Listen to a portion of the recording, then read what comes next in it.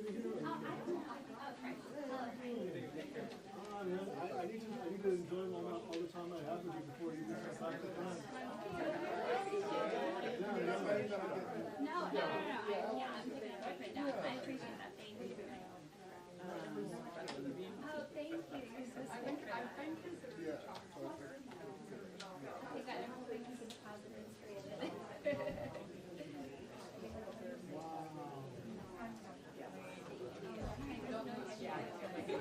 Yeah, I have to sit next to your mom.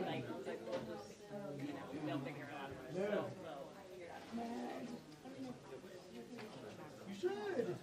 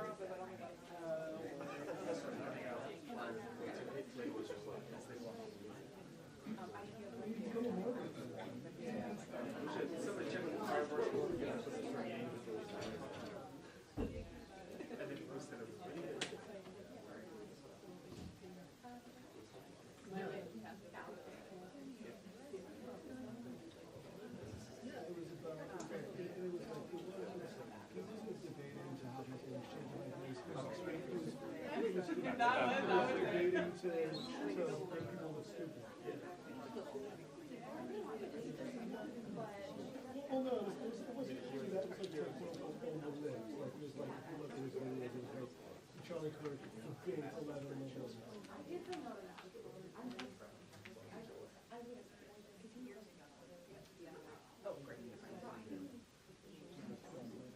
Really?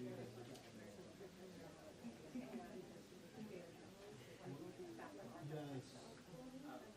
I mean, they just did that with the Australian channel.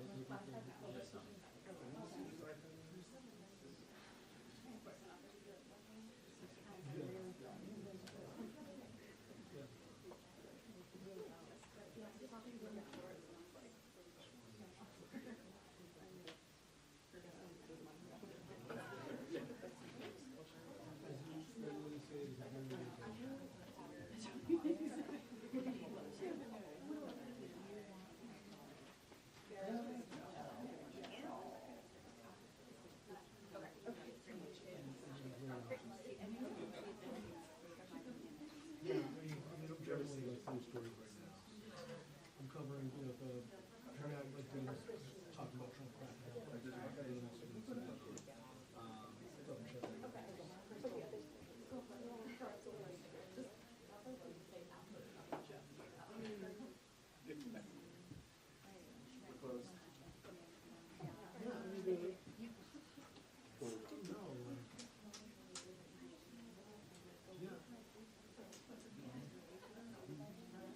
Is it time for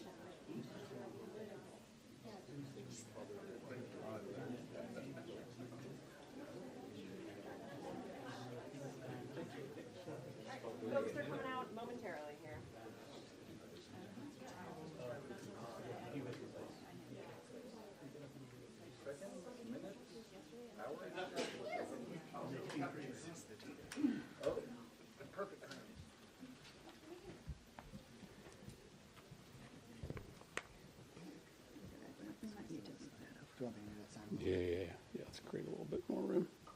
House of Commons. Well done, man. Well done. Other duties as assigned. Welcome, everyone. I want to thank my colleagues from the Senate and the House, supporters of the No Political Enemies Act, which we will be shortly introducing. We are going to have a few other members, including Senator Schumer, joining us over the course of this event. But since there are so many, we'll get right to it. The shooting of Charlie Kirk was a national tragedy. It should have been a line in the sand, an opportunity for President Trump to bring this country together, to do whatever is necessary to stamp out political violence that's targeted both Republicans and Democrats, political violence that emanates from both right-wing and left-wing radicalization. But Trump and his lieutenants are choosing a different path. They are choosing to exploit this tragedy, to weaponize the federal government, to destroy Donald Trump's political opposition. They aren't even hiding what they are trying to do. President Trump himself has publicly threatened to arrest members of the Soros family simply for funding groups that oppose his agenda. Laura Loomer, maybe the most influential outside advisor to the White House, called on Trump to be a dictator and lock up and silence his political enemies. And last night, they showed us exactly how serious they are. Trump's FCC forced a major network to pull a loud Trump critic, Jimmy Kimmel, off the air, essentially saying that any media actor that doesn't say what Trump wants them to say about Charlie Kirk or Trump's policies is going to be silenced. That's censorship. That's state speech control. That's not America. Trump is making it 100% clear that he is going to ramp up his efforts to use the power of the federal government to harass and punish his critics, not because they're supporters of political violence, they are not, but because they have the audacity to openly oppose his policies. This is a standard format for every budding despot. That's why we are going to be introducing, in both the Senate and the House, the No Political Enemies Act. This is legislation that makes sure that the law is on the side of free speech and the right to dissent. Now, I wish this legislation weren't necessary, but it is now. Donald Trump, right now, is instructing his Department of Justice to go on the hunt for his political enemies. Attorney General Bondi has made it clear she is going to arrest people just for speech that she doesn't or the president doesn't agree with. That is bone-chilling.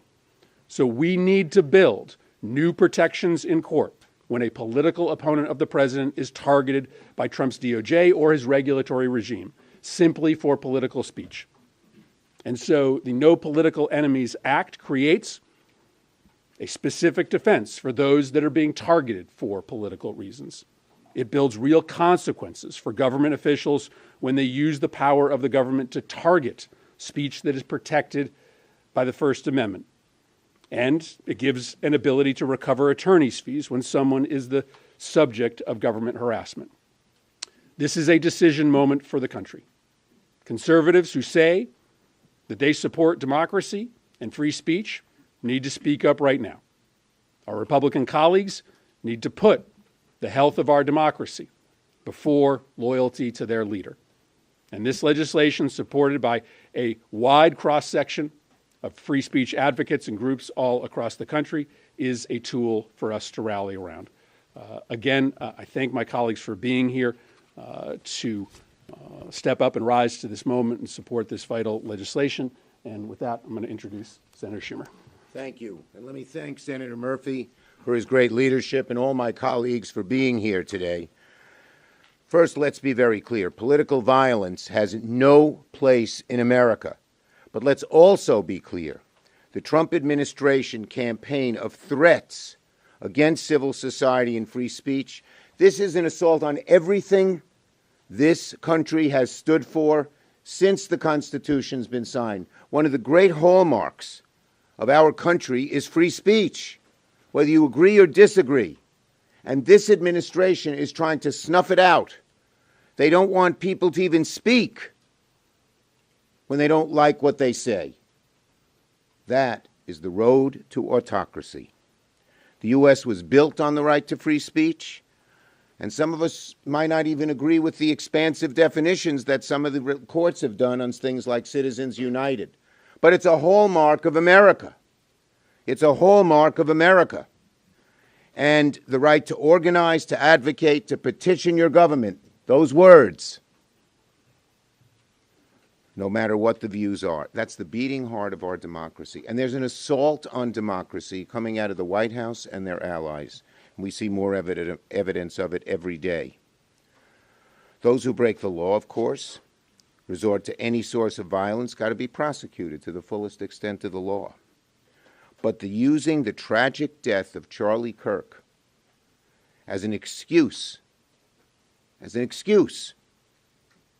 supercharge a political witch hunt against critics is abhorrent, obnoxious, and as un-American as it gets. What happened to Charlie Kirk is, of course, abhorrent, and even more chilling is that we know all too well it wasn't an isolated incident. But it's repulsive that the Trump administration is perversely using this awful death as a predicate to supercharge their long-standing campaign against political opponents. How low can they go? Every day you wonder, and they go even lower. And this is, unfortunately, a very, very glaring example of just that. It's not a new campaign. They've been engaged in an ever-escalating campaign to use the mighty power of the federal government to attack civil society. Whether it's Jimmy Kimmel, civil society organizations, or the Trump administration's perceived political enemies, its crusade is unending.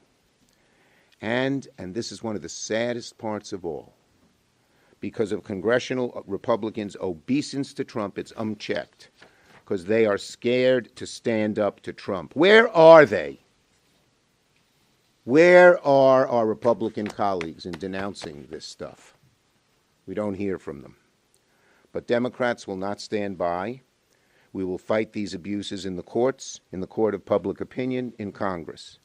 So that's why I'm proud to stand with all of my colleagues here today to announce the No Political Enemies Act, legislation to stop the government from being used as a political weapon. The principle is simple. No president, Democrat, Republican, has the right to turn the federal government into an instrument of political revenge. That is what they're doing. That's what autocrats do. It's the kind of thing that Xi would do, that Putin would do. And Trump is doing it. It's disgraceful. So, it's not hard to understand. NOPE Act says the government must not engage in political motivated targeting and retaliation. The threats of political investigations and retaliation from the administration against their perceived political enemies strike at the heart, the beating heart of what this country is all about and has been since the days the farmers on Bunker Hill put down their plows and took up muskets for things like freedom of speech. So, Democrats won't stand for it. We'll fight back. We will defend the freedoms that make America a democracy, not an autocracy. And I thank my colleagues for joining us. Thank you, Senator Schubert. Senator Van Hollen?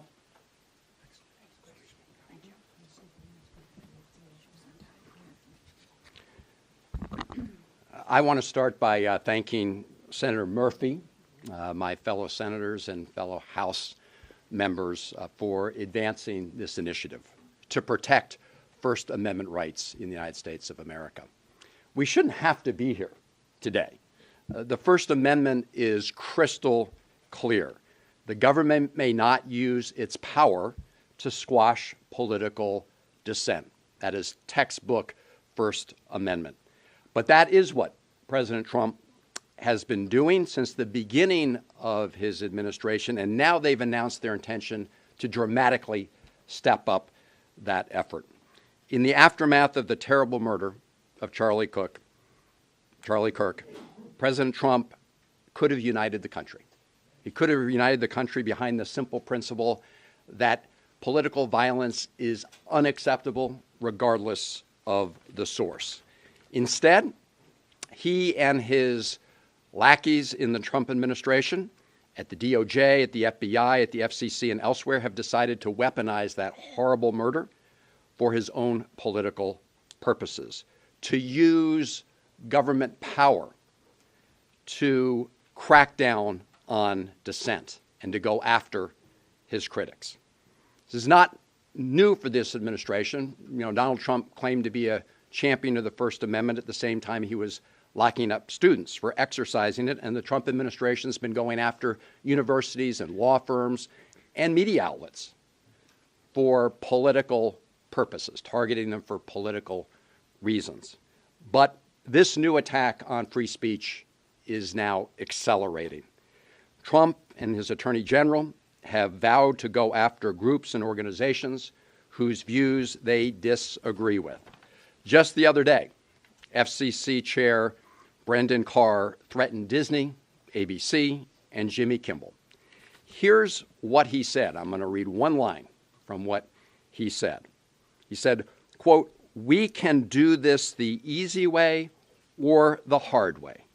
These companies can find ways to change conduct and take action, frankly, on Kimmel, or there's going to be additional work for the FCC ahead." That is a textbook example of violation of the First Amendment, using government power, abusing government power. The FCC chair essentially threatening to use his power over licenses and mergers to pressure companies to fire Kimmel. Shamefully, ABC fell in line. They capitulated. They didn't have to, but they did. This legislation that Senator Murphy and the rest of us are introducing, and today's the framework, but the bill will follow, will strengthen the ability of individuals and organizations to protect themselves against this abuse of government power and deter government officials from engaging in that effort to go after it. That's why we need to pass this legislation. We have to stand with those who stand up against illegal bullying by Donald Trump and his administration, because bullies, they try to pick people and organizations off one by one until there's no one left to stand up for anybody else. And those who capitulate and those who appease that effort simply put the rest of us and our rights at risk.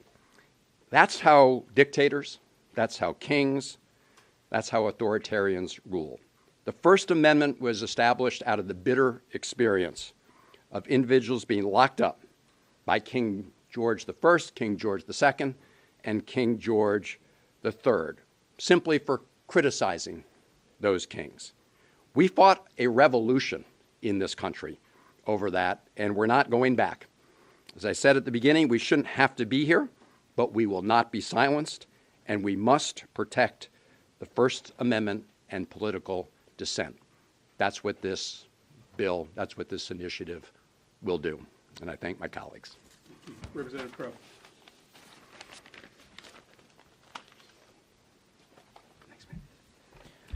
Thank you to Senators Murphy and Van Hollen in particular for conceiving of this legislation, and to all my colleagues standing here.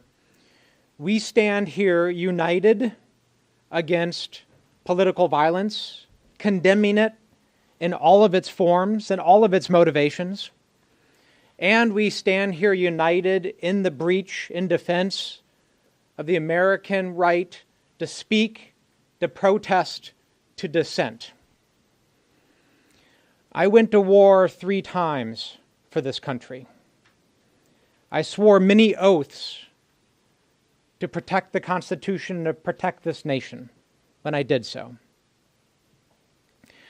And when I did that, I did it knowing that I would be called upon potentially to give my life in defense for people to say things that maybe I disagreed with. Because that is who we are. That is what generation and generation of American before us has done, has sacrificed and sometimes given their lives. So we can disagree, we can debate, we can find that path to a more perfect union. And right now, we are facing an unprecedented assault against that very value. What is more American than the ability to stand up and question authority? The ability to stand up and debate and to speak. The reason why that's so fundamental is that none of us have a monopoly on getting it right all the time. I don't. Democrats don't. Republicans don't. Nobody gets it right all of the time. The beauty in our system is that we can have that push and pull. People can speak up and be protected in doing that. But what we see out of Donald Trump and his lieutenants, like Stephen Miller and Laura Loomer, is an unprecedented assault on that very right. Fear and intimidation. An effort by them to say who can speak up and who cannot. An effort by them to say, and only them, who's a terrorist and who's not. Who has the right to speak and who doesn't. Power is always cyclical in America. And the reason why we protect it for everybody is that the minority and those not in power, now it's us, but sometime in the future it'll be somebody else, have that right to question us, to push back. And if we lose it, we all lose it. So every American, Democrat, Republican, and Independent must stand up in this moment to say no. We will fiercely defend and carry forward the torch of Americans who have fought and defended in the past, and we will not allow us to lose it on our watch. This legislation is simple. It says that if you are a civil servant, if you are doing the work of this nation, to protect our food, to make sure plans land safely, to defend our country in uniform, that you also have the right to speak up and question authority. Because we will all be better off if we can say that. So we ask, we implore conservatives, independents, progressives, everybody to join this effort, because now is the time. Thank you. Senator Smith. Well, good morning. Good afternoon, I should say. Thank you, Senator Murphy, and all of my colleagues here. So I would like to read you a quote about the importance of free speech, the most fundamental of our values and rights as Americans. The quote is, "We don't have to agree with everything or anything that people say, but when political leaders represent an important constituency, it is incumbent upon us to at least participate in dialogue with them. We may disagree with your views, but we will fight to defend your right to offer it in the public square. Agree or disagree." Now, this quote isn't about being a Republican or a Democrat, though a Republican said these words. Vice President J.D. Vance said these words less than a year ago.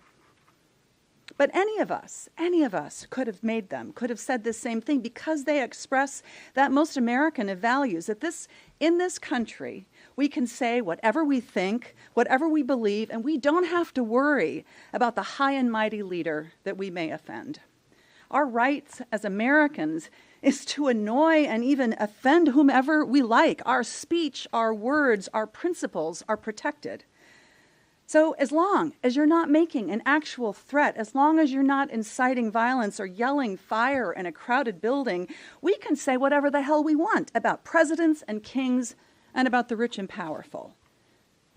But we are losing that, and everyone can feel it. Just this morning, I was on the radio with a talk radio station in the upper Midwest, up in Fargo-Moorhead. This isn't some left-wing program. It's in Fargo-Moorhead. And as I was waiting to get on, I had a chat with the producer, and the producer said, "Senator, I didn't think that this could happen, but we are afraid that they're going to come after us, that we're going to get taken off the air." And that is not paranoia. when you see that the FCC, just as one example, how they are bringing the full force of the federal government down to silence the president's critics, that is not paranoia. Who wouldn't be afraid? We have been in a fever dream these last months, an escalating rampage of one side of our deep political divide trying mightily to exert maximum pressure on the other side, even at the cost of free speech. This is the balance of power that defines our Constitution. This is happening even at the cost of our more perfect union. And what we are doing today is we are saying, stop it, enough. We are at this moment in this great democracy, this great imperfect democracy, where we actually need to spell out clearly that there will be costs when the federal government tries to go after people and organizations in our civil society and take away their rights to participate and to speak out. We are saying enough. That must be what we protect in this government, in this country.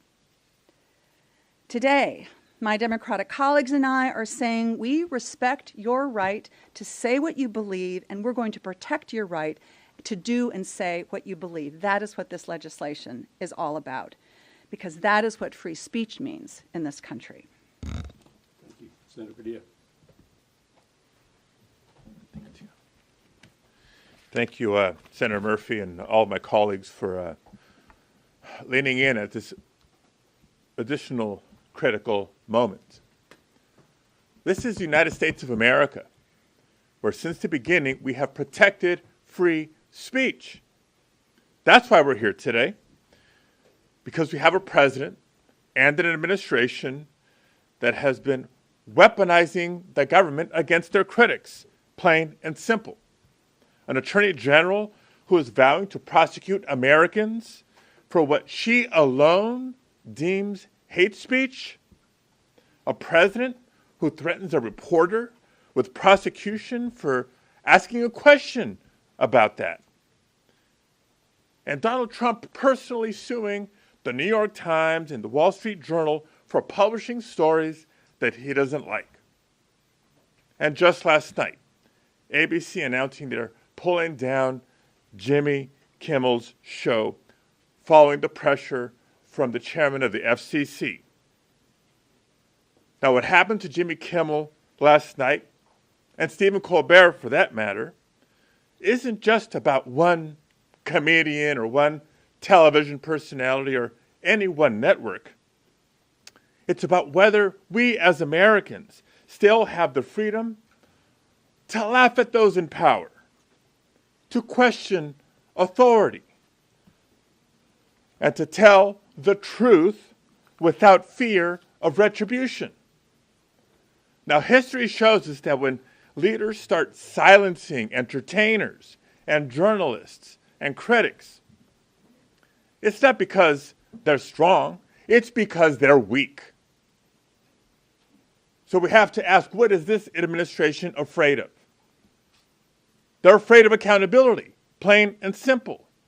They're afraid of being questioned and their record being held up to the light.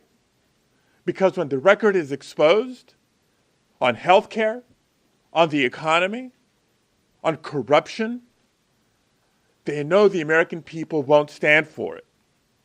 And so make no mistake, they are looking for excuses to crack down on dissent. I'm proud to represent California, and California knows these efforts far too well. We've seen Trump respond to overwhelmingly peaceful protests in Southern California to federalize and send in National Guard troops and then deploy the Marines into an American city. We see it today as Donald Trump is trying to extort UCLA and other universities for not following in line with his agenda. And I experienced it personally when I had the audacity to ask a question at a press conference with the Secretary of Homeland Security and was thrown to the ground and handcuffed.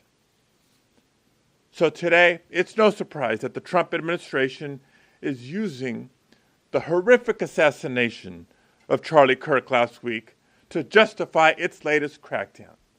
And we have all denounced that assassination. We have all denounced political violence in all its forms anywhere in our country. Now, you could disagree with just about everything he stood for, or agreed with him for that matter, but in the spirit of Charlie Kirk, he came to debate.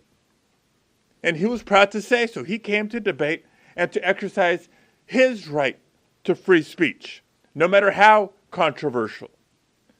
So we're here to help protect that right for all Americans through legislation to prevent the President of the United States from punishing people for constitutionally protected speech. Because the day that we stop fighting for our rights is the day that we lose them.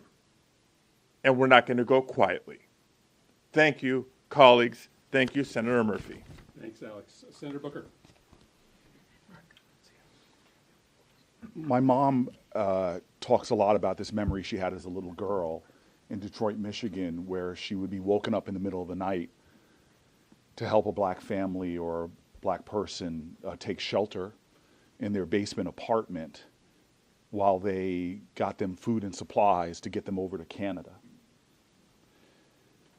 And when I was young and growing up and first started hearing these stories, I said, why did you need to help black families escape into Canada? And my mom and my grandparents would tell me that it was because in their southern communities, they said something to someone that offended some authority, some social mores, and they faced vicious reprisals. So much so they'd have to give up their jobs and their families and flee the government and those that they were enabling who would terrorize and target those people. And it was so bad that they felt the only safety for these people was to get them out of America. My grandparents witnessed the Red Scare and McCarthyism. They witnessed the targeting of artists like comedians that they loved, from Lenny Bruce, who was censored, to a whole generation of black comedians that were targeted for their jokes and what they said. My mom was an activist in the civil rights movement, and standing up and speaking truth could get you killed. From those who went out to register people to vote, like Goodman, Cheney, and Schwerner, to people like Fred Shuttlesworth that had their houses bombed and their families attacked for what they said, for speaking truth to power. I'm proud of my family. I'm proud of the fact that my grandparents, at a terrible time in our country's history, did actions of defiance, defense, and actions of democracy. I just want to tell everybody right now, we are in our dark and dangerous time in America. This is a dark and dangerous time. And it's a time that we do something about it, and it starts with speaking up. I would like to believe that my grandparents in heaven right now look at this legislation and are proud of it. But this legislation is not enough. All of us right now have to begin to believe, what are we doing in defense of one of the most fundamental constitutional principles? Some of us have sworn an oath to defend our Constitution. It is under assault right now. I am telling you, if we at the people, not just folks who agree on some partisan spectrum, but all Americans stand up in defense of the right to speak your truth as you see it, if we do that, if we respond to these assaults on the First Amendment by locking arms, we won't just defend democracy. We will do what my grandparents and parents' generations did, said, and sang. We shall overcome this dark time. Thank you, Claire. Representative Sir. Thank you, Senator Booker, for those powerful words in that story, and thank you, Senator Murphy, for bringing us together today. Let's just say it plain and simple. President Trump is abusing the vast powers of the federal government to shut down people who dare disagree with him. From universities to law firms to nonprofits to journalists, Trump is abusing his power and violating the First Amendment daily to punish anyone who does not line up behind his agenda. That would be wrong no matter which party did it, no matter who the president was. So I'm thankful to my colleagues who are putting together this legislation to protect churches and nonprofits, newspapers, magazines, colleges, workers, students from any president who tries to target his political opponents, shred our Constitution, and disgrace our values in the process. We are in the biggest free speech crisis this country has faced since the McCarthy era. The murder of Charlie Kirk was a horrific crime, and it's clear that Trump wants to hijack that horrific crime to silence anyone who disagrees with the president about any issue. While Mr. Kirk's tragic murder is new, Trump's desire to shut down all opposition is not. From the beginning of his administration, Trump has tried to go after anyone who dares question him. And as we saw last night, far too many billionaires and corporate-owned media companies are bending the knee. Disney and ABC, Paramount and CBS, the Washington Post editorial board, Facebook. Let's be clear. The ultra-wealthy men who run these companies are making a choice. David Ellison, Mark Zuckerberg, Jeff Bezos, Bob Iger. These men are enriching themselves, auctioning off the United States' First Amendment to a wannabe tyrant. We have to ask ourselves that if Watergate happened today, would our biggest news outlets be allowed to run the story? Or would a billionaire owner decide that crossing the administration just isn't worth it for his bottom line? If you're watching at home, please know this is not just about the rights of a TV host or a big university. Trump and his billionaire buddies want to silence dissent so that they can run the country for their own benefit. First, it might have been they came after students and professors. Next, it's media companies and journalists. After that, it's churches and nonprofits. After that, it's you. It's all of us. Remember that Donald Trump did not turn against Jimmy Kimmel because of anything he said this week. He turned against Jimmy Kimmel when 8 years ago, Mr. Kimmel